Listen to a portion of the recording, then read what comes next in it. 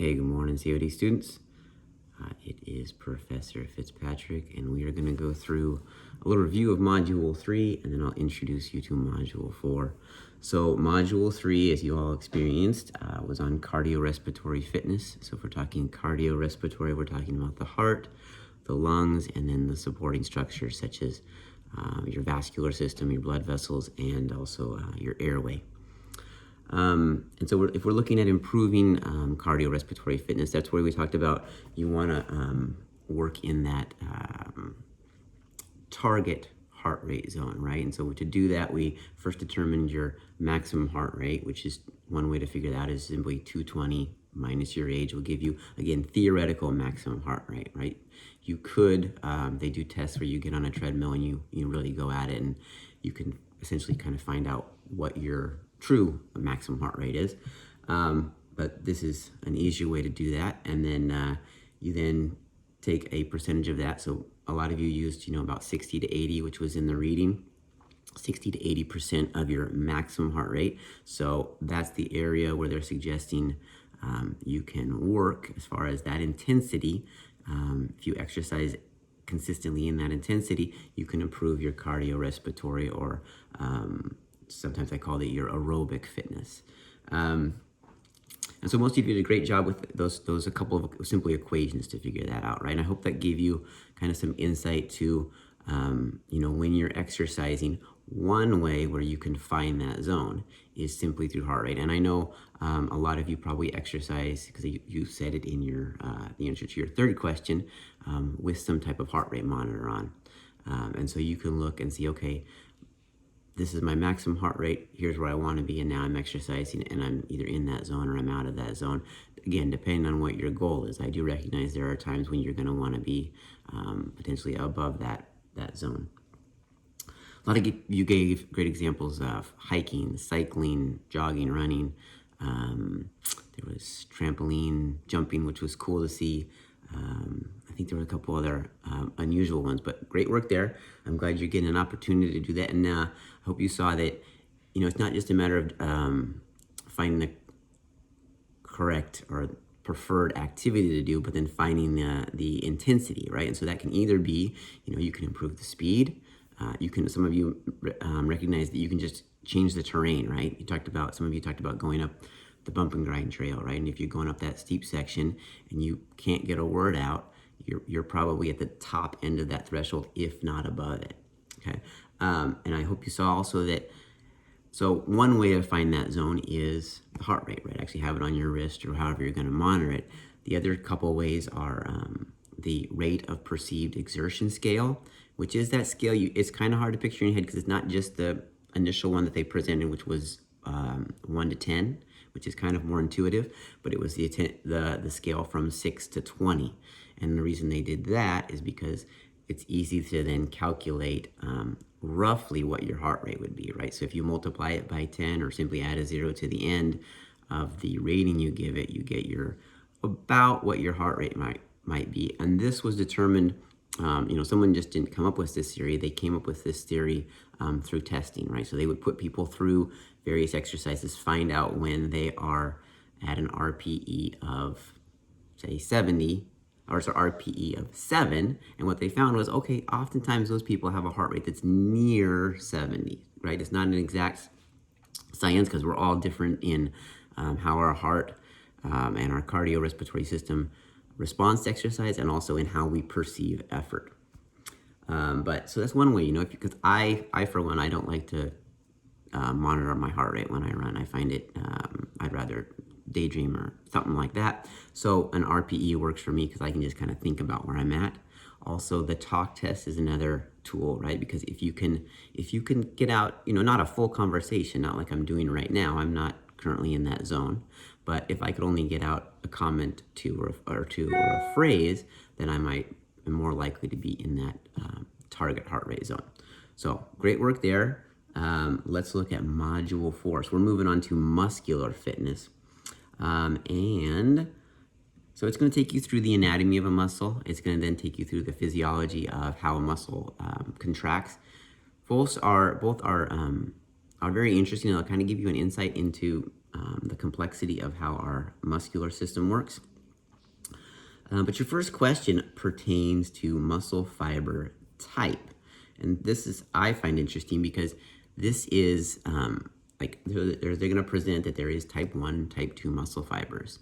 And this is essentially genetically determined, right? So what you are born with is what you have. And you have a percentage of each, right? And it varies from person to person, but it's also going to vary throughout your body. So just in general, postural type muscles, so muscles that keep you upright, also muscles that we use more often are going to tend to be type 1 because that is your highly oxidative, slow twitch. So I think they term it slow twitch first. Slow twitch, highly oxidative muscle fibers. They also are termed fatigue resistant, right? So you can see, if like say the muscles of my back that keep me standing and upright, I need them to be fatigue resistant because they need to fire all day. Now there doesn't need to be a huge amount of force produced in that, but I do need to be able to do that all day long.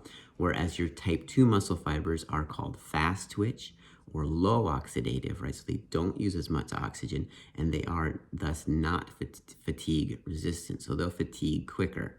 So the point there is they can generate more force, but they are eventually going to fatigue, right? Largely because they're not using oxygen, right? So, and what's interesting again, so you're born with this percentage kind of throughout your body and throughout each muscle group. And that's just kind of what you have. Now it can be trained, right? So a slow twitch muscle, type 1, can be trained to generate a lot of force. So if you're somebody who maybe you just were born with a lot of slow twitch, I was born with, my theory would be, I haven't had it tested officially, but I was probably born with a lot of slow twitch muscle fibers because I've always done better at endurance type activities, or like towards the end of say a soccer game, I relatively have more energy, I feel, than somebody else. So my theory would be, okay, I have probably more slow twitch, thus maybe I'm not the fastest sprinter, but I can kind of keep going all game long. But if you're somebody like that and you have a lot of slow twitch, but you want to be a sprinter, say, or you want to be a shot putter, or you want to excel at powerlifting, you can train those muscle fibers, right? So you might not just have the genetic disposition, but they can be trained. Conversely, if you are somebody who was born with a lot of fast twitch muscle fibers, right? So you're the person that is the fast sprinter, the great power lifter. You can generate a lot of force, but you want to be great at endurance activities. You can also train those type 2 muscle fibers to be less fatigue resistant and thus improve your endurance. So I hope that makes sense. You're kind of born with a genetic predisposition to what activities you're going to be good at. But they can be trained one way or the other. And from my understanding, if you want to actually have this tested, they do a muscle biopsy. They use a biopsy needle. I've only heard that it's quite painful. I can imagine it's probably pretty expensive, a biopsy needle. So they insert it into your muscle, and you can kind of just picture it, right? It's a tube, goes into your muscle. Somehow they close off the end and they pull out a sliver of your muscle, and then they look at it under a microscope and determine what type of muscle fibers you have. So first question that you have to answer is, what do you feel your genetic predisposition is? What do you feel like you were given? And again, give me some justification for that. So like I said, I feel I probably have more type 1 muscle fiber because I've done better at aerobic activities. I enjoy running. I enjoy cross country. I enjoy I don't fatigue at the end of a soccer game or a basketball game relative to what I see other people fatiguing. So, and then I also, like I said, I don't feel like I was, the fastest kid on the playground growing up. So that's my reasoning for having that theory. Again, it's all going to be theoretical, so there's no wrong answer. So kind of maybe tell us a little bit about yourself. And then your next question. So this, keep in mind, that one's worth 10 points. Each module, you can get 20 points. So that one's worth 10. You got another question coming. So don't just answer one and get 50% because that wouldn't be cool. Your next one is your exercise order for resistance training. So later on in that chapter that you're going to read, it gives you some general guidelines for the order to do your resistance training. And what I want you to do is just look through those. I believe there's 5 or 6 of them. And choose one or two and tell me either, so either A, how you're already using this. Maybe you say, oh, I already knew that and I'm doing this in my program and this is how I'm doing it. Or say, hey, I didn't know that, but here's how I can incorporate that guideline into my exercise routine. Okay, and then again, just kind of explain your answer. So if you're telling me some way that you've already using a guideline, give me an example. Say it says to exercise large muscle groups before small muscle groups. So when I go to the gym, I do bench press and work my chest before I do my barbell curls and work my biceps. Right. So give me a little bit of justification for that. So you're telling us a little bit about yourself and about your routine and kind of, for me, demonstrating that you've picked up on the knowledge presented in the chapter. Okay, so that is what I have for you again, right? So you've got for Module 4, you've got some reading to do. You've got 2 questions to answer. And then with each post, please respond to at least one peer, right? The more peers you respond to, the more of a conversation and dialogue we get, as if we were in a face-to-face class.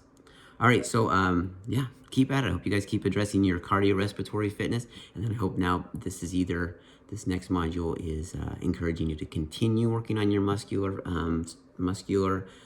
fitness, or maybe picking up some muscular fitness ideas in your current exercise routine. All right, talk to you later.